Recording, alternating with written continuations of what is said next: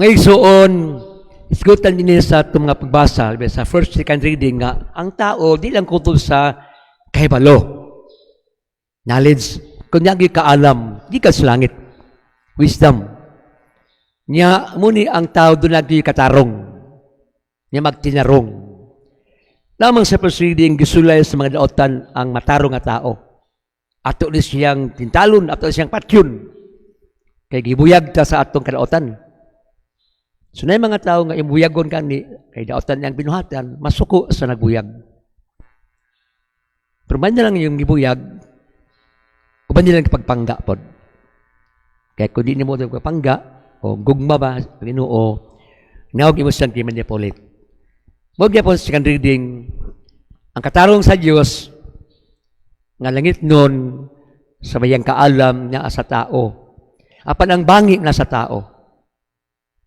Nagbangi ang iyong hununa, kung sisang pagbati. Magula ang tanan ng mga ambisyon.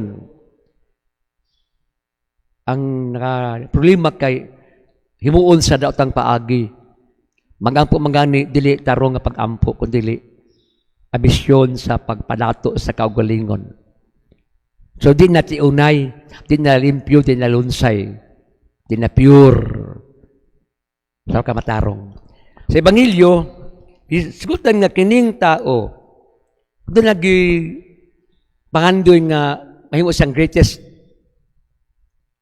Diba si Muhammad Ali nga boxer, I'm the greatest. Ingon siya. May mga tao nga nga bisyon. May mahimo kong good teacher. Skrill ako. Na ako'y pasar ko sa board exam. Mag-master ako. Mag-MA. Mag-licentiate. Di mo dako imuranggo. Sa imong kadako sa muranggo, daghang kay kag atiman sa ubos. Uban ni naggugma sa ila. Dili kaayo nga ang diman sa imo dako pod kay daghang nakatunan pod. Diba? Mo diman po muna sa imong kanas o kantiguhan. Niya po may kang good na farmer. Sumananom ka, eskwela ka sa farming. O nangutan ka sa uban, nga nung productive ang ilang farming activities. O may mo kang engineer, may mo kang magbuntog lubi, o mag-drive ka. Bisa asa ni ini na nga tong kanas, niya mo angat kita pataas. Ang great na tao. Sa field of endeavor, asa kita na linya. Kaya kung nato ka ng linya, doon na tayo interest. Pero ang tao di nada, bis imo nang gabuson, di ka na masugot. Sa mga vaccination, o di ka masugot ang tao, ay na pusa. Imo nang gapuson, di ka na pwede. Mahadlok mo na. Gawas na binawag doon ay complication sa within sa body. Taas ang creatinine, nanay heart failure. Kuya man nagmatandog, maprovoke na, matrigger na. Ibigin ang kahadlok sa tao, kuyaw na nga buntogon. Kung hadlok na ka, tarang parts yung body, mahadlok na pod. Muna ang kaisog, pagka-optimistic na tao, di na ito gamitin yung positive, kag mag-positive ka, COVID naman po dito. Negative na lang ta. Nga o optimistic ang tao. Karon sa Ebanghelyo, naglalis ng mga tinunan, silang 12. Kaya sa ilang paminaw, kitang espesyal nga tao, gipili nining atong master. Di panagdan naman nila mo abot na Pangulo. Sila usa ka warrior, usa ka taong girero. Nga buntugon siya nga di siya mabilanggo sa mga foreign powers. Buntog lalis kasi kay dako ranggon so ani. No, kasi kay maka linggo sa tuos ng master o sa wala o sa likod. Asmantani accommodate. Nga na. Sumuna nga sis na nakalinggat siya. He is sensitive. Yang gitawag sila. Kasi yung galisan dito sa dalang ng lakaw mo, nahadlok sila. Di nila ma-reconcile nga kining tawhan ng ilang gisunod, niingon magud siya nga, anak sa tao, mag-antos, patyon siya, nga mabanhaw sa tulog kaadlaw. Wagi sa kaangat sa ilang panglantaw, sa kadawat ba? Basta kaalingga, tagila bitong understanding ilang paraday-lahi manggod. Di man catered lang ilang panglantaw, di man buron-banded. Paingon siya, gusto mo man ako, magpaubos ka mo, maglagad sa tanan. Gusto mo man ako, niyasama ni bata akong kugos, magpakabata mo. Dili nga may mong bata-bataon. Nga childless, dili, childlike. More bata. Kaya ang bata, man good, simbolo sa simplicity, innocence. Ang bata is helpless. Di ba society na ito na helpless, na lost, na forgotten, na lost.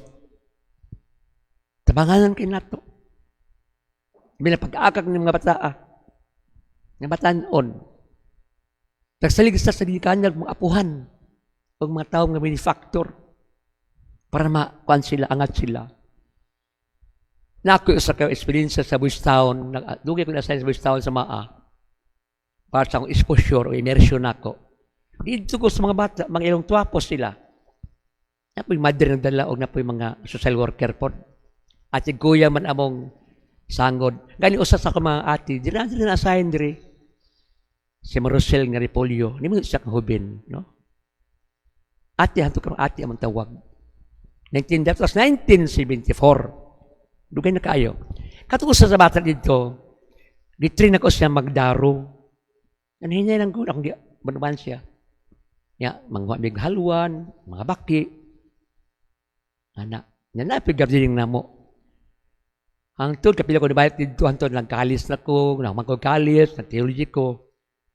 Hantun, wala na ako makita sila. Finally, sa conference sa retreat, usa na mga one of the speakers, nahimo siyang pari, di ka sa Buwis Town. Si Father Jerry Pirozzo. Usa na sila mag-ikang lecturer. Kaya nakaangas siya mo siyang canon lawyer. Abogado sa Sibilo. Nahimo siyang versatile. Naku, imagine ni mga tao. Pero ang iyan lang yung kanilot sa iya, ang iyang simplicity, humility, gikan gusto sa Buwis Town. Yan, decide ko mag-college sa 1975. Ako barkada sa lugar na mo. Taas kayong yuta nila. Lapad. Di may mga eskwela yun. Diyan na mong umana mo. Ikaw, eskwela ka. Basig may mo kang karbusong tao. Dito ko sa college seminaryo. Option ako, Ateneo Monte o Don Bosco. Pasar ko mga exam. Dipili ko diya sa taas bukid diya sa seminaryo. Diya katarang kandi. Hantod nga pila katuig, nibalik ko. Dibinahan ko sa Bunawan. Ako mga bakana, maras lang nagpalayo ba? Manggad pa kanin si John sa atua. Inako, nga di managad, may magna, usap akong isip. Gikan, because nagaktak biya. So, maras lang na ako nga, okay man di ayap si John. Hangtod, many years nag-mission ko sa layo, sa abroad. Nabalik ko, nagtalom ko mga saging dito o gining mga kamuting kahoy. Naulanan man pug ko, nakalapok pug ko, ningon akong ninong, nagninong ko sa kabata. Sa ninong, wala ka nagpari ninong. Pari man kapong ko, mga kalapok-lapok malgiga. Nagtalumang ko mga lagutmon.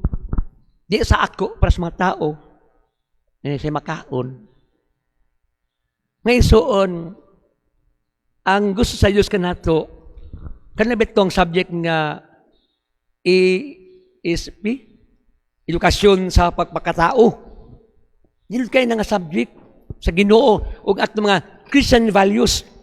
Nagyang mga tao mutabang na ito, para mahan na ito paglantaw. Because some parents can add to, wa maka-eskwela po.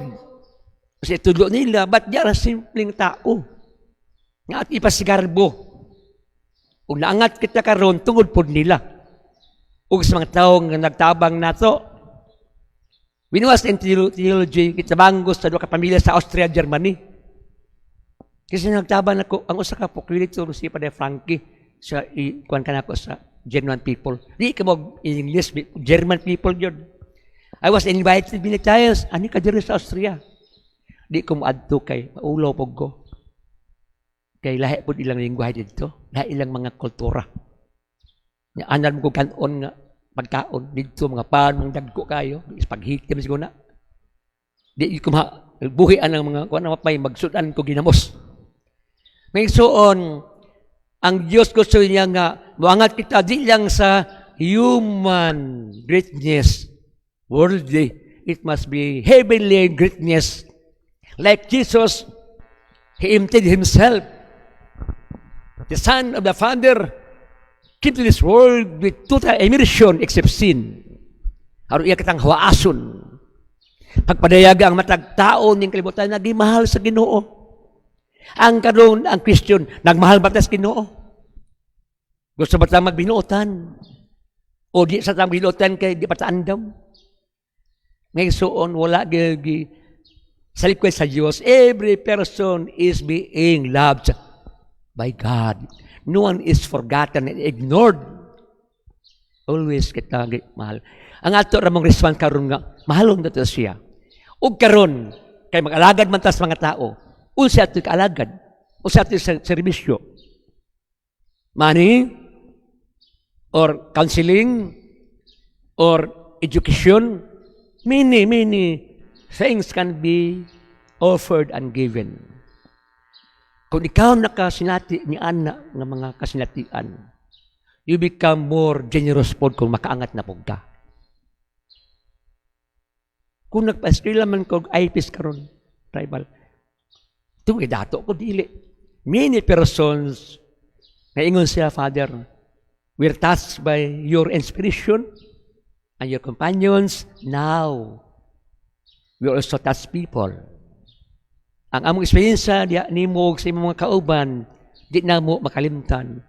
May kaming giver pod sa uban.